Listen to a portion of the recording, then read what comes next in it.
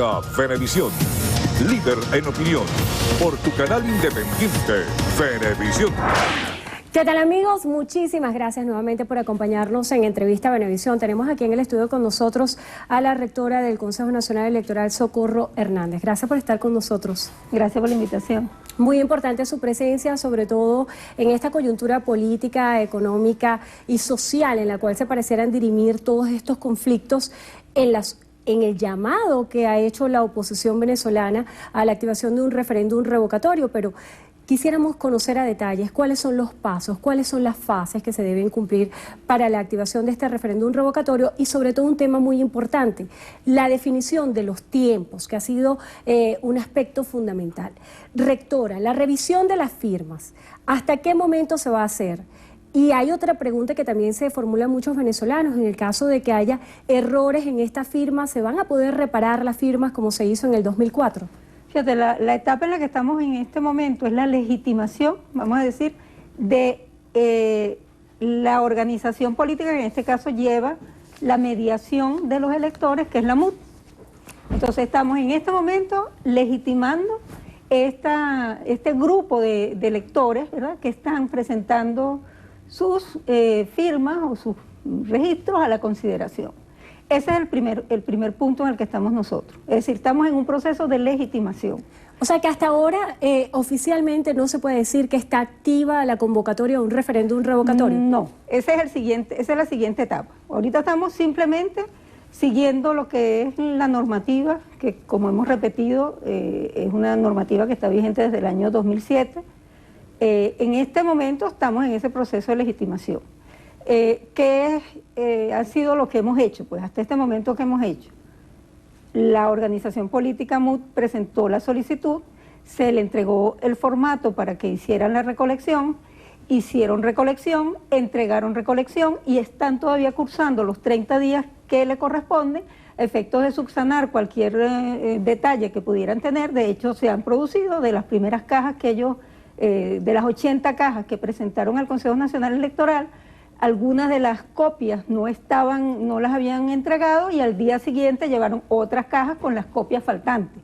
Entonces han subsanado elementos que, digamos, normales dentro de lo que es ese proceso. Eso fue simplemente los primeros días, estuvieron las diferentes organizaciones, tanto la MUT como los que, digamos, designó el presidente, que es la comisión del Partido Socialista Unido de Venezuela. Ellos designaron unos testigos para ir a verificar esa contabilización de esas cajas, donde estaban las planillas, donde estaban los registros, que en este momento se están transcribiendo, o sea, se están digitalizando por un lado las planillas, es decir, sacándole escaneando cada una de esas planillas. Y esto es un proceso manual de verificación, ¿no tendría esto que hacerse con la verificación biométrica? Es que fíjate, ¿qué ocurre? Nosotros en esta etapa hablamos de hacer todo lo que es el generar una base de datos donde va a estar toda la información correspondiente a los registros de la gente que efectivamente hizo su firma. Eso se está cargando en este momento, se está transcribiendo para que se pueda constituir la base de datos, que una vez constituida la base de datos, entonces los electores que firmaron van a ir a hacer la validación de las firmas con su huella. Entonces, pero primero hay que generar la base de datos que contiene toda esa información de lo que ya ellos entregaron. En ese proceso es el que estamos ahorita, por eso se está transcribiendo. Hay varias dudas que surgen. La que le formulaba al principio, ¿se van a poder de alguna forma reparar las firmas que se consideren tienen algunos errores? Y la otra duda que surge es acerca de las planillas. Si hay alguna planilla que tenga un error, ¿eso invalida la planilla por completo? Porque el vocero de esta comisión que ha designado el presidente Nicolás Maduro, Jorge Rodríguez, formulaba denuncias de incluso personas muertas que aparecían firmando este llamado a referéndum revocatorio. En este caso, ¿la presencia de una irregularidad anula por completo una planilla? Depende, porque hay unos criterios de validación de cada una de las planillas. O sea, hay datos que son fundamentales. En la planilla, por ejemplo, tiene que venir la entidad a la que corresponde las firmas que están allí. En la planilla debe venir a quién se está revocando con su nombre y apellido. O sea, hay unos datos que debe cumplir la planilla. Si esos datos que son generales a la planilla están mal, no cumplen, eso sencillamente pues no invalidaría la planilla. Ahora, son criterios que están establecidos en función a, como vamos a hacer un proceso automatizado que verifica la información, al final nosotros tenemos que decir, bueno, estas son válidas o estas no son válidas.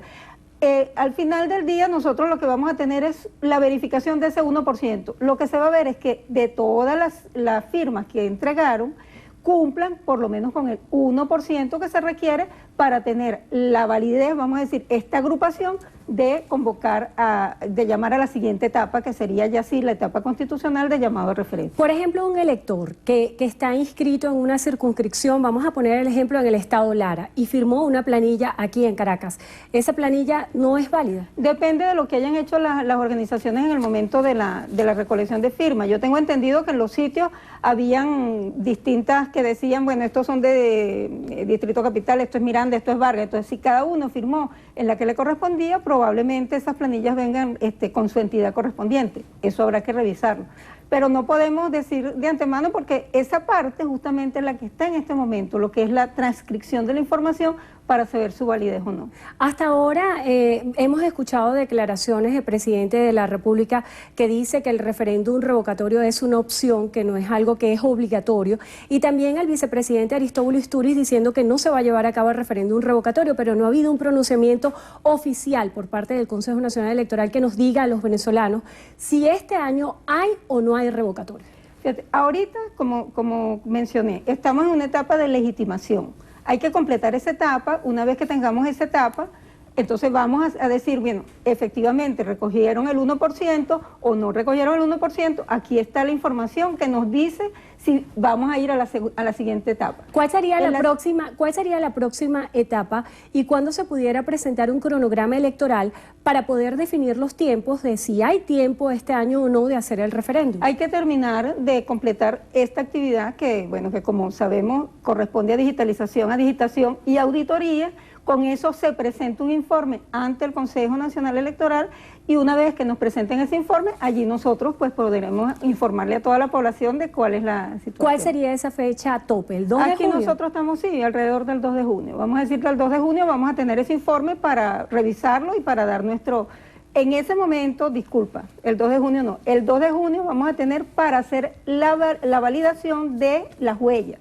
En ese momento lo que vamos a tener es la base de datos ya constituida para ir a validar las huellas. ¿Cuántos días se dispondrán para hacer la validación? Esos son 5 días para hacer la validación. Una vez que se hace la validación, entonces tenemos la información y podremos informar a la población de los próximos lapsos. Rectora, yo entiendo que debe ser muy complicado estar en la posición de estar como rectora del Consejo Nacional Electoral en virtud de los distintos hostigamientos de los cuales han sido víctimas las rectoras que ocupan esa posición. Yo quisiera preguntarle si usted considera que de alguna forma se han cumplido los procedimientos que establece la Ley Orgánica de Procedimientos Electorales, la normativa y la Constitución Nacional en cuanto a este evento electoral.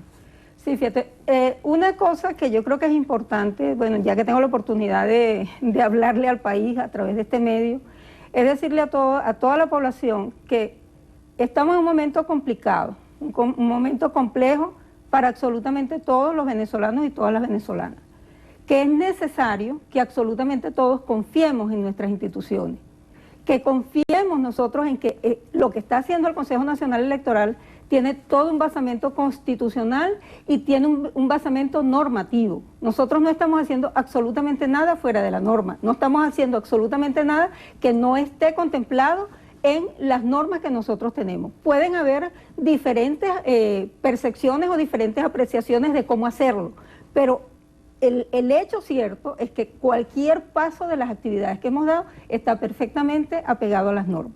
Eso podemos como dije, tener diferentes esquemas.